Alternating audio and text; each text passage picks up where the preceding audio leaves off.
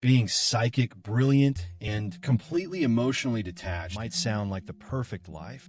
But what if I told you that Wednesday Addams is actually living in her own personal nightmare? And no, I'm not talking about her roommate's unicorn obsession. Howdy, roomie. Welcome to Ophelia Hall. Not a hugger. Got it. By the end of this video, you'll realize why being Wednesday Addams is actually the worst possible existence, and why she might secretly envy every single normie she encounters.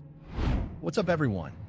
Before we dive into why Wednesday's life is basically a beautiful disaster wrapped in gothic elegance, smash that subscribe button, because we're about to analyze one of Netflix's most fascinating characters through a psychological lens that'll make your therapy sessions look like a child's play.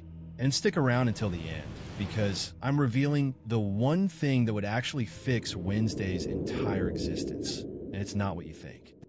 Let's start with the obvious, Wednesday's psychic abilities.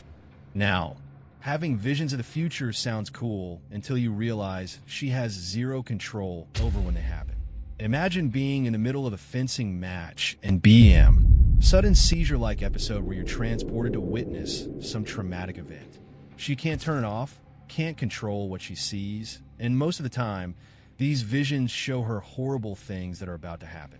It's like having the world's worst Netflix subscription that only plays horror movies and ruins your day, except it's your actual life and you can't cancel it.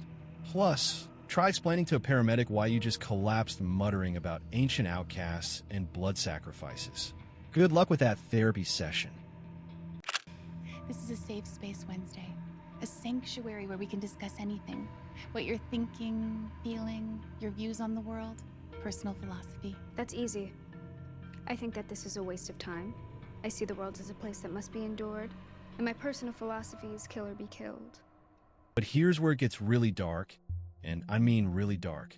Wednesday has built such massive emotional walls that she's basically trapped herself in solitary confinement, while surrounded by people. I trust Enid has given you the old nevermore welcome. She's been smothering me with hospitality. I hope to return the favor. In her sleep. Think about it. When was the last time you saw Wednesday genuinely laugh, cry, express joy? Forget joy, any expression at all. She's so committed to her dead inside persona that she's actually made herself emotionally numb. She's like a vampire, but instead of sucking blood, she's sucked all the joy out of her own existence. And the few times we see cracks in that armor, she immediately shuts it down because vulnerability equals weakness in her mind. Imagine never being able to fully connect with another human being because you've convinced yourself that caring is pathetic. The burden of being right. Here's something nobody really talks about. Wednesday is almost always right about everything, and that's actually a curse. She sees through people's lies, predicts their betrayals, and spots danger everywhere. But nobody believes her until it's too late. Look at Principal Weems. She constantly undermines her. The sheriff thinks she's just a troubled teen. You certainly had a very interesting educational journey. 8 schools in 5 years. Even her own parents treat her insights like teenage drama. Imagine knowing your roommate's boyfriend is literally a monster, and you try to warn everyone, but instead of getting a thanks, at least you're accused of being jealous. She spent the entire season trying to protect people who think she's paranoid, only to be proven right in the most traumatic way possible. It's like being Cassandra from Greek mythology, cursed to speak true prophecies that no one will believe. Family legacy pressure. Now let's talk about the elephant in the room, or should I say, the raven? Wednesday isn't just Wednesday Addams. She's Morticia's daughter, and that comes with impossible expectations. Everywhere she goes at Nevermore, she's compared to her mother. Her teachers expect her to be Morticia 2.0, following the exact same path, making the same choices. But here's the kicker. She discovers her mother was keeping massive secrets and may have been involved in a cover-up that destroyed innocent lives. Imagine finding out your role model, the person you've based your entire identity on, might be complicit in murder. Your whole sense of self gets shattered, but you still have to live up to her legacy while questioning everything she taught you. Her psychic ability resides on the spectrum of who we are. But perhaps the most tragic part of Wednesday's existence is that even among fellow outcasts, werewolves, vampires, sirens, psychics, she still doesn't belong. Nevermore Academy is supposed to be her sanctuary, a place where weird is normal. But Wednesday is so committed towards being different that she makes herself an outcast among outcasts. Want to take a stab at being social? I do like stabbing.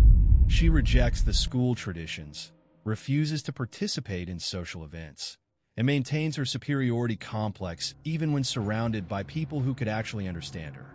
And whenever she almost lets her guard down, like during the Poe Cup, she immediately regrets it and retreats back into her shell. She's basically allergic to happiness. Birthday, yes. Happy never. Happy birthday, dear Wednesday. Happy birthday to you. I should have known you were behind this. What part of no party under the penalty of death do you not understand? She's condemned herself to eternal misery. But here's the thing that makes Wednesday's situation truly heartbreaking. And this is that revelation I promised earlier. All of her suffering is completely self-imposed. Wednesday has chosen isolation. She has chosen emotional numbness. She's chosen to reject every opportunity for genuine connection because she's terrified of vulnerability. Oh, you must be the psychopath they let in. And you must be the self-appointed queen bee. Interesting thing about bees. Pull out their stingers and they drop dead. Her greatest enemy isn't some ancient monster or family curse. It's her own fear of being human. Think about Enid, bright, optimistic, genuinely caring. Everything Wednesday claims to hate.